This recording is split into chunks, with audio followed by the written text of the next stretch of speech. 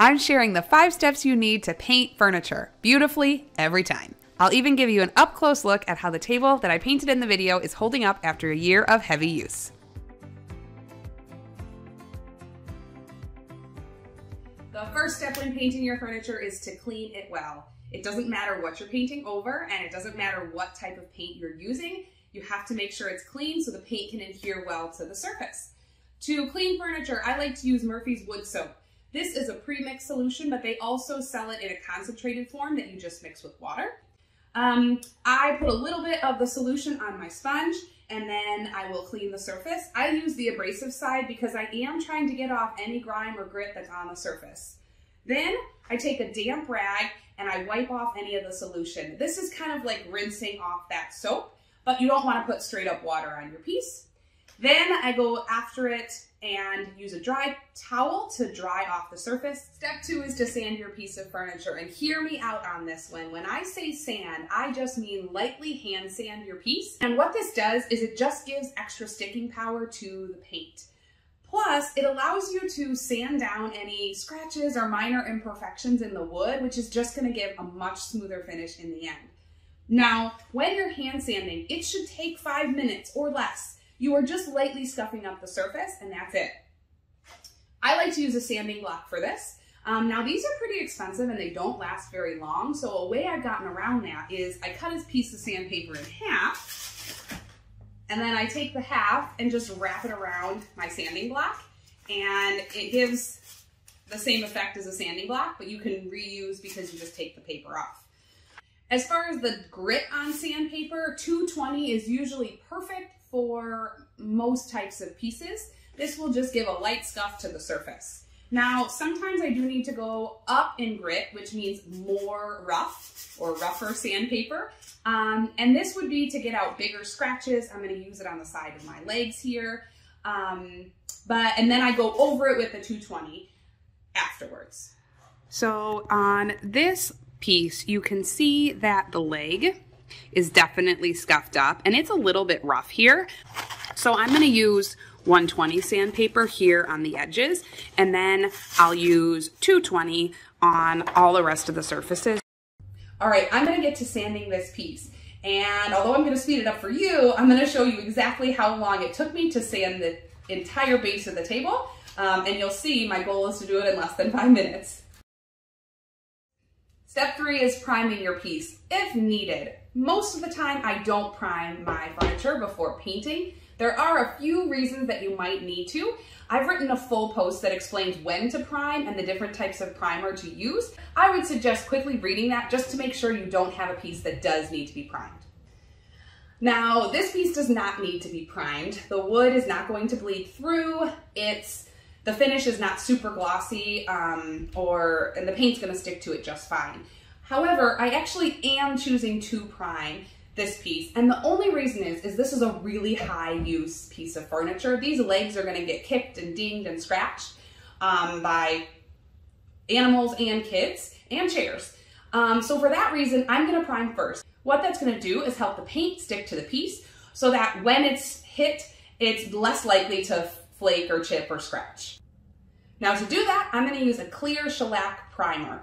I have some of this left in the basement, so that's the first reason I'm using it. Second, I really liked it on furniture. It works really well for almost any type of piece I have needed to prime. The third reason is I'm gonna be doing a top coat in black, and because of that, if I was to use a white primer, it would mean I have to do an extra coat of the top coat to go over it in black. But a clear is gonna just help me to give more coverage of that black paint.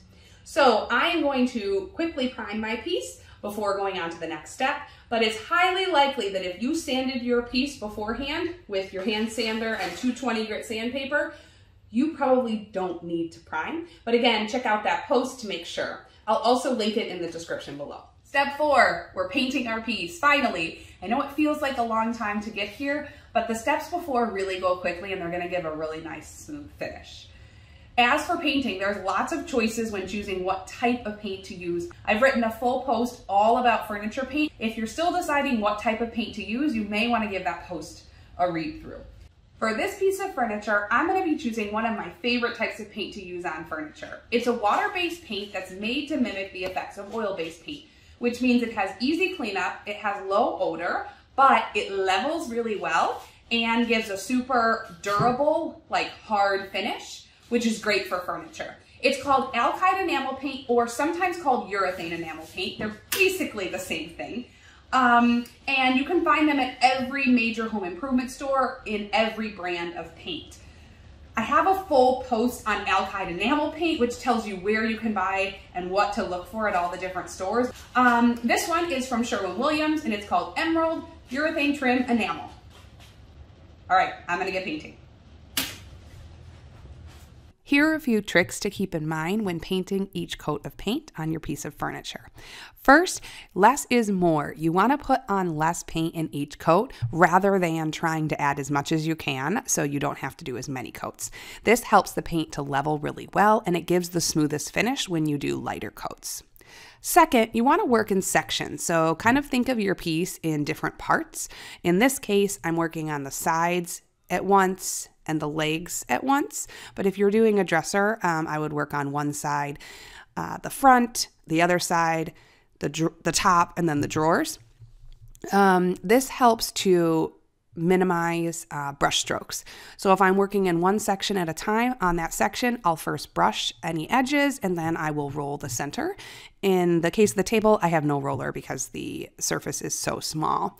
After you finish painting that first coat on that section of the piece, this is a really good time to just check and make sure there's no drips anywhere, especially on the edges. If you catch them now, the paint is usually still wet enough that it will not create brush strokes and your paint won't drag through.